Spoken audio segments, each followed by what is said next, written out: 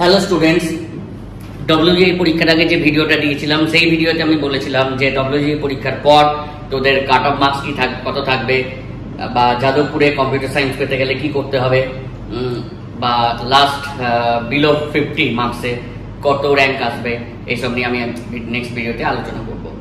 আমার এর পরের ভিডিওটা যেটা আসবে সেটা হচ্ছে তোর কাউন্সিলিং প্রসেস কিভাবে কমপ্লিট করতে হবে, লো মার্কসেও কিভাবে ভালো কলেজ পাওয়া যায় সেসব নিয়ে আমি ভিডিও পরে আসছি।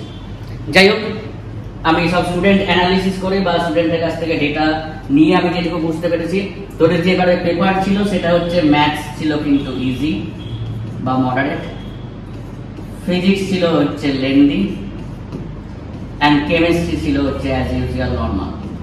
যেহেতু ম্যাথসটা তোদের মডারেট ছিল বা ইজি ছিল, ম্যাথস যেহেতু 50% ওয়েটেজ ক্যারি করে, ফিজিক্স 25% ওয়েটেজ ক্যারি করে এবং কেমিস্ট্রি 25% ওয়েটেজ ক্যারি করে।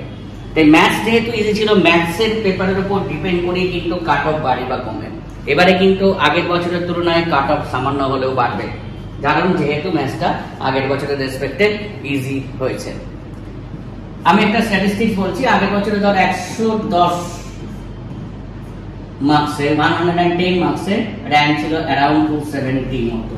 এবারে কিন্তু ওটা বেড়ে অ্যাপ্রক্স কিন্তু 320 প্লাস মতো যাবে বা অ্যারাউন্ড 320 মতো যাবে, এই সামান্য কাট অফ বাড়ার জন্য।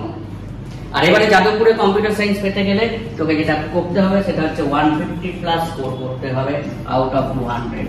যাদবপুরের কিন্তু কম্পিউটার সায়েন্স বিসিএস পেতে গেলে আমাকে কিন্তু এইটা স্কোর করতে হবে কম্পিউটার সায়েন্স, কারণ সবারই একটা স্বপ্ন থাকে কম্পিউটার সায়েন্স এবং মডার্ন যে টেকনোলজি আসছে, সিএস এআই হোক, সিএস মেশিন লার্নিং হোক, সিএস সাইবার সিকিউরিটি হোক, যাই হোক সেটা যাই হোক, কিন্তু কম্পিউটার সায়েন্স এটা কিন্তু আসলে মার্কেট মারাত্মকভাবে আসছে, সেই সম্বন্ধে ভিডিও আমি পরে আসছি।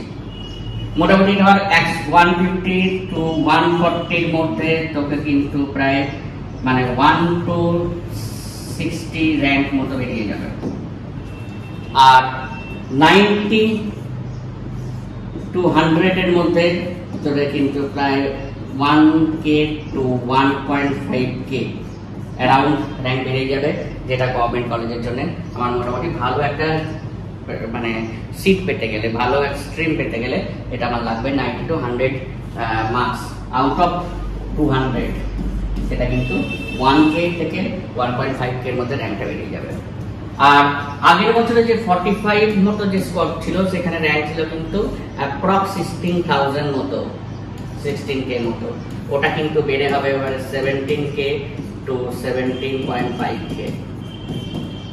তাহলে কি হলো ব্যাপারটা না, 150 প্লাস স্কোর করলে আমি যাদবপুরে সিএস পাচ্ছি, কারণ যাদবপুরের সিট হচ্ছে 11,080 সিএস পাচ্ছে। আর 150 থেকে 140 এর মধ্যে মোটামুটি 1 থেকে 60 র্যাঙ্ক যাবে। আর 90 থেকে 100 এর মধ্যে আউট অফ 200 এর মধ্যে পেলে 90 থেকে 100 যদি পাস, আউট অফ 200 এর মধ্যে 1 to 1.5K তোর কিন্তু র্যাঙ্কটা থাকবে, যেটা গভর্নমেন্ট কলেজে তুই মোটামুটি একটা ভালো সিট পেতে পারবি। ওকে, তাহলে আমি নেক্সট ভিডিওতে তোদের যেটা আসবো যেটা নিয়ে আসবো যে লো স্কোরিং এও কিভাবে কাউন্সিলিং এ বেটার কলেজ পাওয়া যায়।